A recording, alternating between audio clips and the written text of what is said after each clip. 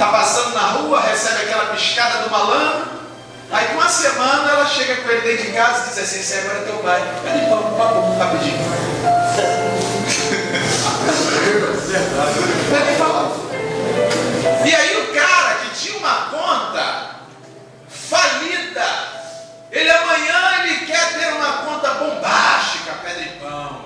Necessidade do dinheiro. Pede pão.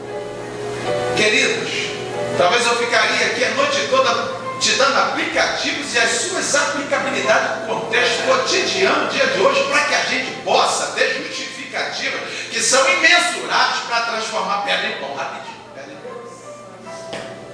Quantas vezes nós transformamos pedra em pão?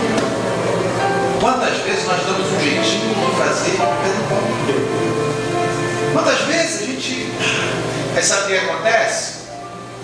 É pedra, não é pão, aí você vai, finge que é, ou faz com que seja, põe aquele raio daquela pedra, depois não digere, não digere, aquele bagulho, aquilo não digere, e vai ficar sofrendo, porque vai ficar aquele entulho no peito, no estômago do cara, para a eternidade.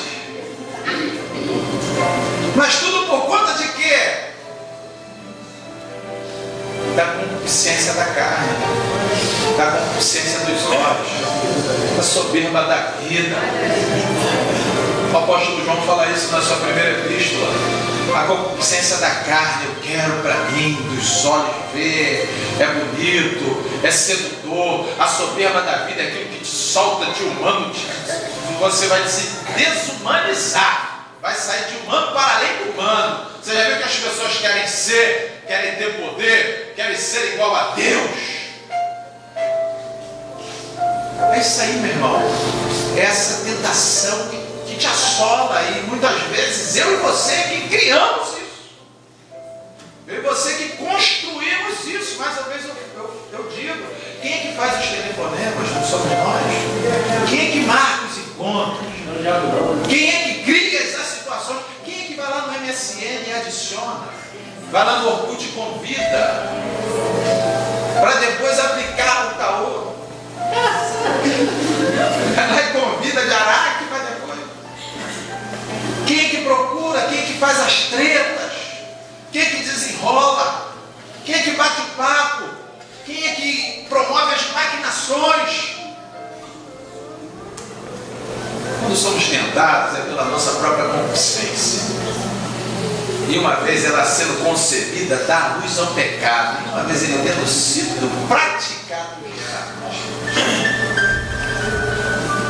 E a proposta de Lúcifer era isso: pedra em pão, rapidinho, cara. Tu pode fazer uma mágica, uma alquimia. E Satanás está doido que você violente a natureza. O cenário não tem pão, mas ele disfarça. Ele quer que você violente qualquer coisa que esteja na tua frente, para que você possa descolar o pão para você comer, simplesmente pela necessidade do agora, do momento, daquele instante. O que eu era não me interessa, o que serei eu só vou dar um jeitinho agora. Pedra e pão. É agora, pedra e pão. Dá um jeitinho. Ao que responde Jesus: nem só de pão viverá o homem, mas de toda a palavra que procede da boca. Meu querido, nesse momento que você tem a necessidade grande de fazer uma mágica, grande de fazer de sentimentos que você não consegue nem explicar, porque pulsa. Você já viu aquela vontade de consumir? Você não sabe nem de onde vem, mas pulsa, e gasta, pulsa, e bota tudo a perder e vai pulsando, tu não sabe, meu irmão. Eu quero te dizer uma coisa: nem só disso que glória a Deus. Nem só de pão viverá o homem, mas de toda a palavra que procede da boca de Deus. É para isso que tu vai viver, é através disso que tu vai viver, é com isso que tu vai subsistir. É dessa forma que tu irás ser sustentado, é da palavra que procede da boca de Deus. E aí ele transporta o Senhor Jesus Cristo para o pináculo do templo. E no tempo de Herodes o Grande era um lugar bem mais alto do que hoje, das mesquitas de Al-Aqsa e Omar. era o pináculo do templo de frente para o Ribeiro de Cedron, que é um vale muito grande. O outro lado é um pouco menos íngreme do que onde Satanás o conduzira. É o seguinte, é a ponta da beirada do edifício. Só um toque, tchau.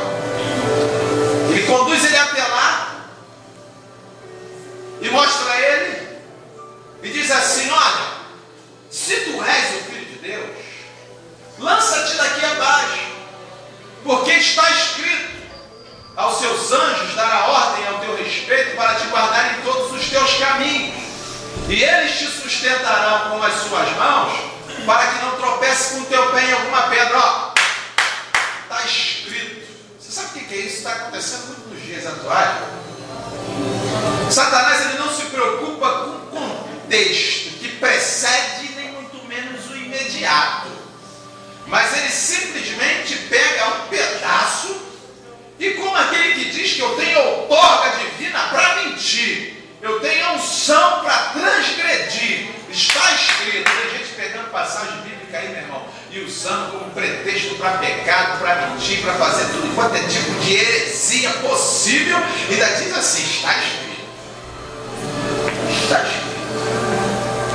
E ele pega e diz assim: lança-te daqui abaixo. Eu acabei de dizer o seguinte, que Jesus ainda não tinha se apresentado ao povo. E ele precisava se apresentar. Ele precisava fazer com que o povo o conhecesse, porque ele veio para ser manifesto. Ele veio para redimir a humanidade. Lúcifer, sabendo disso, coloca ele em cima do pináculo do templo, e lá no pátio, no átrio do templo, quem é que está lá? Os judeus, no qual ele deveria ser apresentado. Estão todos lá embaixo. Lúcifer, marqueteiro dos bravos, pega e diz assim: olha, está aí o povo que você tem que ser apresentado. Para que sair e evangelizar? Para que estabelecer relacionamentos? Para que entrar nas casas? Para que ir na casa de Simão e comer na mesa com ele? Para que entrar na casa de Zaqueu? Para que ir lá em Betânia, próximo à sua morte, se assentar para jantar? Para que curar a sogra de Pedro, ressuscitar o filho da viúva de Naim, transformar água em vinho, limpar o leproso, levantar a filha de Jairo, curar o servo do centurião? Para que abrir os olhos do cego Bartimeu e daquele que era cego de nascença? Para que isso? Para que isso? Para que ir pela via dos relacionamentos? Para que pela via da comunhão? Para que? Olha só, lança-te daqui abaixo, porque está escrito: haverá paraquedas de anjo, meu irmão. Você vai descer, ó, e os anjos te segurando nos ares. Todo mundo vai ficar boquiaberto quando tu se apresentar lá no átrio do templo, ó, voando, anjo um de cada lado. E tu, olha só o que Satanás propõe a ele. Satanás disse assim: está escrito: aos seus anjos dará ordem ao teu respeito.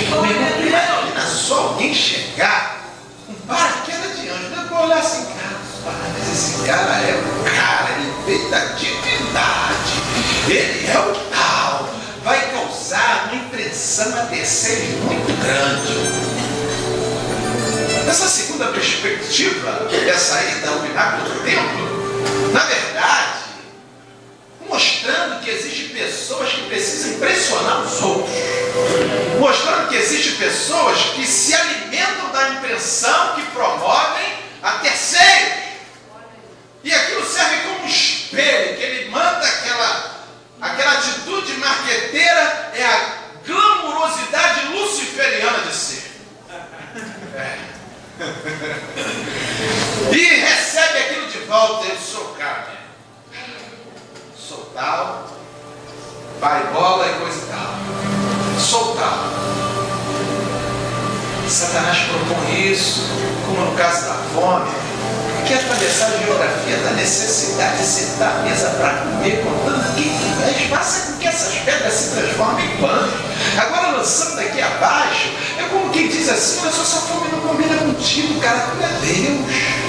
Tu pode, isso aí não tem nada a ver, isso é martírio, isso é maluquice. Lá no pináculo do templo, ele está dizendo assim: cara, contando quem tu és,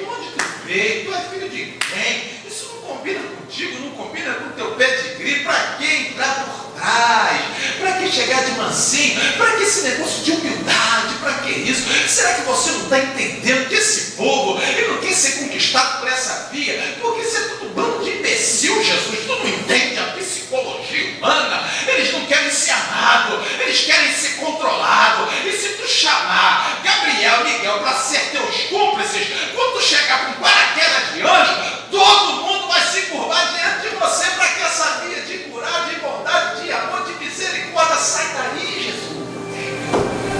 É a proposta de Lúcio,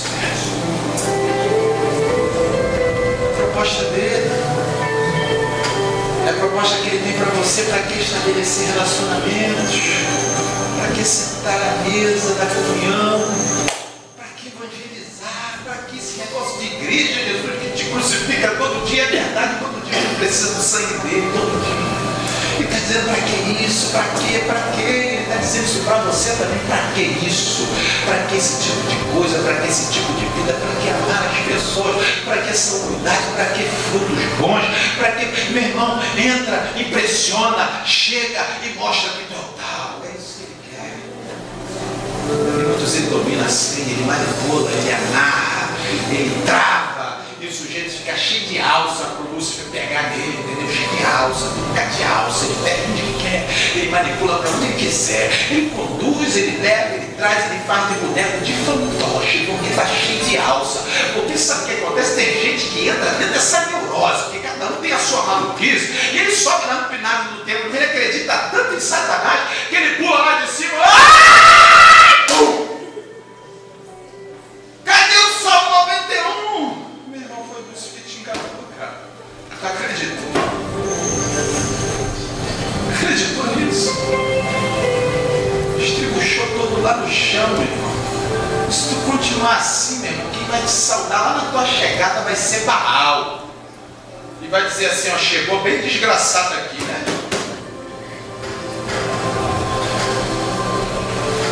E quantas vezes eu e você temos ouvido essa glamourosidade luciferiana de ser, e queremos causar impressão nas pessoas, e queremos viver daquilo que terceiros possam nos trazer. Quantas vezes nós somos pegos e cedemos alças para Satanás nos manipular? Quantas vezes? Quantas vezes? E aí, o que responde Jesus? É o que você tem que responder, meu irmão. Dentro desse teu estado aqui, você sabe por quê? Porque eu quero te dizer uma coisa: tu vai morrer pecador, porque a tua salvação, ela independe da sua atitude, porque é uma coisa unilateral, ele resolveu fazer. Por quê? Porque Deus estava em Cristo Jesus reconciliando consigo mesmo o mundo. Entenda bem uma coisa: ele te salvou porque ele te ama, mas você tem que entender uma coisa, que a palavra que você tem que dar para Lúcifer é a seguinte: também está escrito, Satanás, você está me propondo isso, me propõe aquilo, está me colocando até dentro de uma condição de fazer um estupro fenomenológico e cancelar a lei da gravidade, fazer com que eu desça com paraquedas de anjo flutuando. Mas eu quero lhe dizer uma coisa: ainda que eu seja dos alquimistas, que tu me dê poder até mesmo para flutuar e voar, impressionar todo mundo e chegar diante de todos ao ponto que todos venham considerar, entender e reconhecer que eu sou tal. Quero lhe dizer uma coisa: também está escrito: não tentarás o Senhor teu Deus. Você tem que liberar para ele. O mesmo que Cristo Jesus dissera é a palavra que você tem que proferir. Aquilo que ele falar é o caminho que você tem que seguir, porque aquilo que ele diz é a verdade. E aí ele conduz Jesus Cristo ao monte muito alto.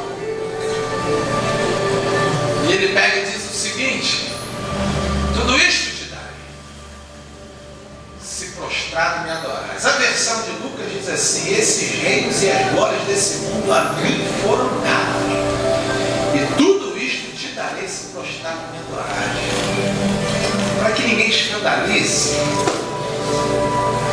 como é que é a posição de prostrar? Quem que sabe? Alguém pode fazer aí? Quem sabe?